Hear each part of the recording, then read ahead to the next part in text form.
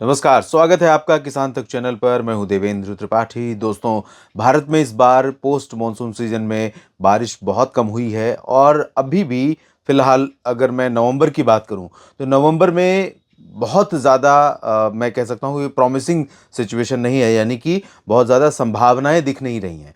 हालांकि दक्षिण भारत के क्षेत्रों की तरफ से मध्य भारत की तरफ बारिश आएगी और दक्षिण के सभी राज्यों पर और मध्य भारत के तमाम हिस्सों में, मध्य प्रदेश, महाराष्ट्र और गुजरात के कुछ हिस्सों में, छत्तीसगढ़, उड़ीसा में कुछ स्थानों पर वर्षा होगी। डब्ल्यूडीवी उत्तर भारत में आएंगे, उनके प्रभाव से भी बारिश कुछ इलाकों में उत्तर भारत के पहाड़ों पर देखने को मिलेगी। और इस समय मेजर चेंज जो एक्सपेक्टेड है वो है टेम्परेचर में गिरावट, यानी बड़े बदलाव की उम्मीद अगर आप कर रहे हैं किसी जगह पर तो वो तापमान में गिरावट की है। यानी कि समय से डिले हो रहा है सर्दी का प्रभाव, सर्दी का असर, और ये रबी फसलों पर इसका इम्पैक्ट, इसका प्रभाव देखने को मिलता है। यानी अगर बात करें लेट जो वैरायटीज़ हैं गेहूं या चने, मटर, सरसों की, तो उनकी जर्मिनेशन यानी कि जमाव की जो स्थिति होती है उसमें असर पड़ता है तापमान का भी। तो तापमान अगर बहुत नॉर्मल से कम रहेगा, यानी कम ठंडा मौसम रहेगा, तो थोड़ा जर्मिनेशन स्लो होगा।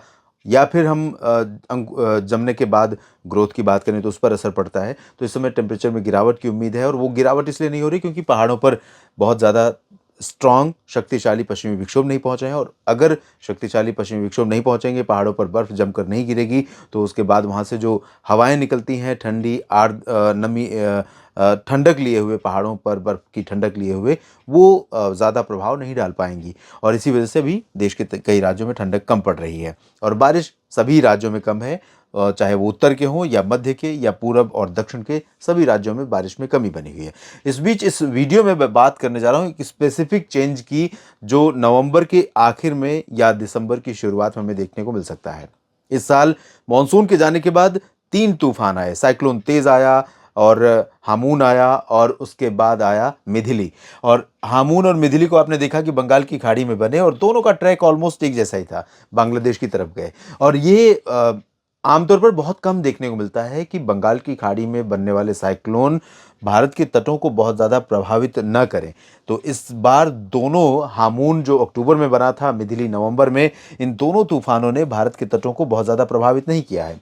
और एक सिग्नल मिल रहा है कि फिलीपींस सी या फिर गल्फ ऑफ थाईलैंड और साउथ चाइना सी की तरफ से कुछ नमी वाली हवाएं आर्द्रता लेकर के बंगाल की खाड़ी में पहुंच रही हैं और नवंबर के आखिर में आते आते यहां पर एक सिस्टम, नवंबर के आखिर से पहले ही, ये 27 नवंबर की सिचुएशन है, यहाँ पर एक सिस्टम डेवलप हो सकता है सर्कुलेशन के रूप में। और ये सर्कुलेशन आगे चल के स्ट्रांग बन सकता है, low pressure, well mark low pressure, depression, deep depression, और उसके बाद संभावना साइक्लोन की भी बन सकती है क्योंकि काफ़ी लंबा सी ट्रेवल है। और जिस तरह से इसका स्टीडली यानी निरंतरता से इसका मूवमेंट है, उसमें कोई व्यवधान नहीं है, उसके चलते इसके तूफान बनने की संभावनाएं बन सकती हैं।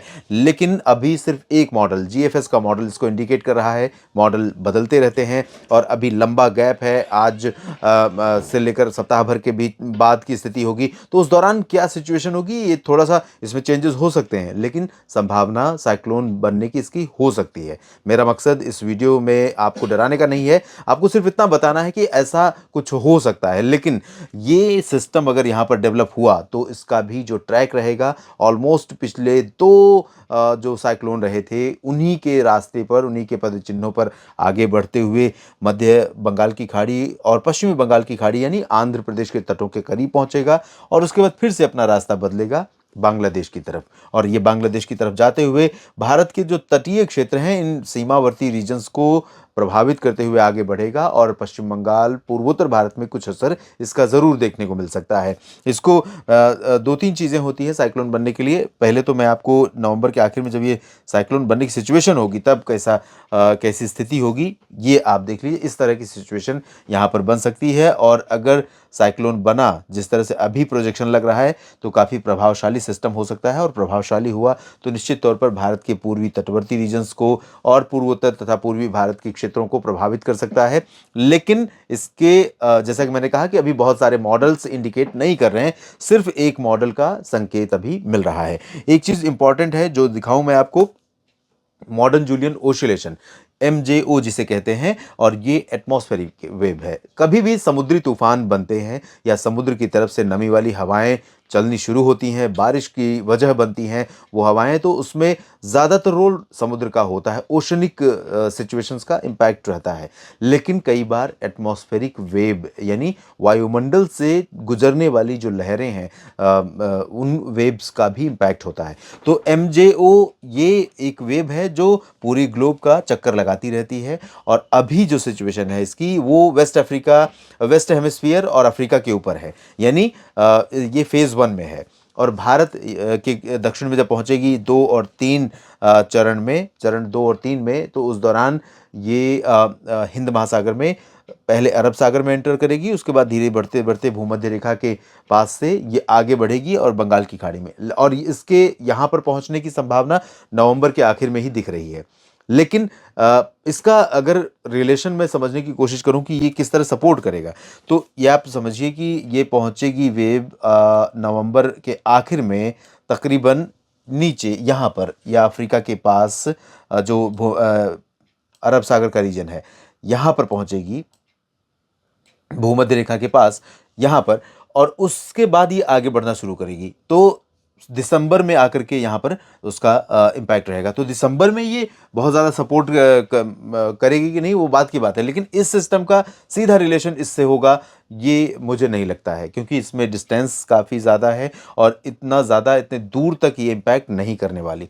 लेकिन अगर हम पैसिफिक ओशन की बात करें, प्रशांत महासागर की, जो कि एल नीनो के प्रभाव से मानसून में जिसने निष्ठुरता दिखाई और भारत के मानसून को कमज़ोर किया, वो कमज़ोर बना रहा था, लेकिन अभी ट्रेड विंड्स आ रही है और यहाँ पर फिलीपींस सी या गल्फ ऑफ थाईलैंड से होते हुए आगे बढ़ रही हैं, तो ये सपोर्ट करती हुई दिख रही हैं, और कोई व्यवधान यहाँ पर बंगाल की खाड़ी में नहीं दिख रहा है उस दौरान जब ये सिस्टम यहाँ पर पहुंचेगा। तो अगर इस तरह से मॉडल आगे बढ़ता है तो निश्चित तौर पर यहाँ कुछ प्रभाव देखने को मिल सकता है, तो इम्पैक्ट पड़ेगा। लेकिन जैसा कि जिस तरह से मॉडल इंडिकेट कर रहा है, मॉडल का संकेत मिल रहा है, अगर ये बनता भी है system strong depression, deep depression या well marked low pressure area तक की ही इंटेंसिटी में रहता है, या फिर तूफान भी बन जाता है, तो भी अगर ये रिकर्व करने के बाद आगे जाता है इसी तरह से, तो इसका जो प्रभाव रहेगा वो तटों तक ही सीमित रह जाएगा, आंतरिक हिस्सों को ये प्रभावित नहीं करेगा उस दौरान भी। यानी दिसंबर की शुरुआत में भी, अक्टूबर में साइक्लोन आया, अगर ये स्ट्रॉन्ग बनता है तो अक्टूबर, नवंबर, दिसंबर, 3 महीनों में लगातार साइक्लोन,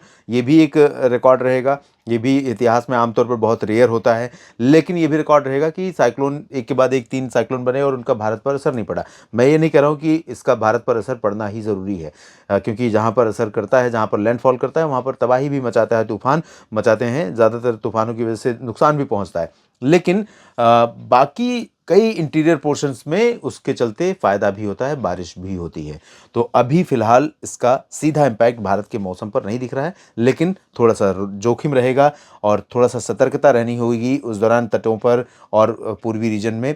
और अभी तक आपने देखा होगा कि कई बार लंबे समय के लिए जो ट्रैक दिख रहा है या लंबे समय के दौरान कोई सिस्टम बन रहा है और वो किसी निश्चित ट्रैक में दिखाई दे रहा है, तो उसके बावजूद कई बार वो जब बनने का समय आता है तो ट्रैक अपना बदल लेता है। तो इसके लिए भी हमें तैयार रहना होगा कि ट्रैक भी इसका चेंज हो सकता है।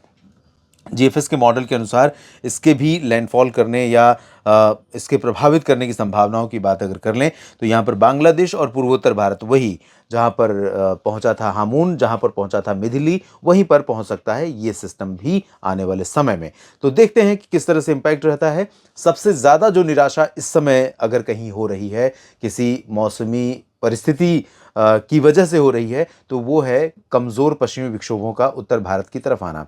यानी कि उत्तर भारत में अब तक अक्टूबर और नवंबर महीने में जितने वेस्टर्न डिस्टर्बेंस आए हैं, पश्चिमी विक्षोभ आए हैं, उनका प्रभाव कम से कम रहा है, और नवंबर के आखिरी समय तक भी बहुत प्रभावशाली सिस्टम के आने की उम्मीदें कम है। और इम्पॉर्टेंट चीज़ नोट करने लायक ये है कि जो सिस्टम आ भी रहे हैं उत्तर भारत में, उनका जो ट्रैक है, उनका जो रास्ता है, वो थोड़ा सा हायर एल्टीट्यूड से है, यानी और ऊपर की तरफ से ग्लोब का हिस्सा जो है उसमें भारत से थोड़ा सा दूरी बना करके उत्तर की तरफ निकल रहे हैं। ऐसे में भारत पर उसका इम्पैक्ट रेयरेस्ट पड़ रहा है। और जाहिर है कि जब भारत से दूरी ज़्यादा रहेगी, यहाँ पर बादल कम बनेंगे, तो कश्मीर हो या उत्तराखंड, हिमाचल हो या लद्दाख और गिलगित बाल्तिस्तान, मुजफ्फराबाद, इन भागों में बारिश या बर्फबारी कम होगी और सीधे उसका जो परिणाम हमें देखने को मिलेगा, तापमान में कम गिरावट और कम सर्दी के रूप में हमें देखने को मिलेगा। तो अभी फ़िलहाल नवंबर में कोई बहुत प्रभावशाली सिस्टम नहीं आएंगे और आने वाले महीने में, दिसंबर महीने में क्या कुछ रुख रहेगा, अगले वीडियोस में बात करेंगे। आप जुड़े रहिएगा लगातार किसान तक के साथ, और जानकारियाँ ठीक लगें तो लाइक और शेयर कीजिए और अपनी प्रतिक्रिया अपने क्षेत्र के मौसम के बारे में और इस वीडियो में दी गई जानकारियों के बारे में ज़रूर दीजिए। धन्यवाद। अगर ये वीडियो आपको पसंद आया है तो इसे लाइक ज़रूर करें। अगर चैनल अभी तक सब्सक्राइब नहीं किया है तो कर लें और नोटिफिकेशन पाने के लिए बेल आइकन भी दबा दें।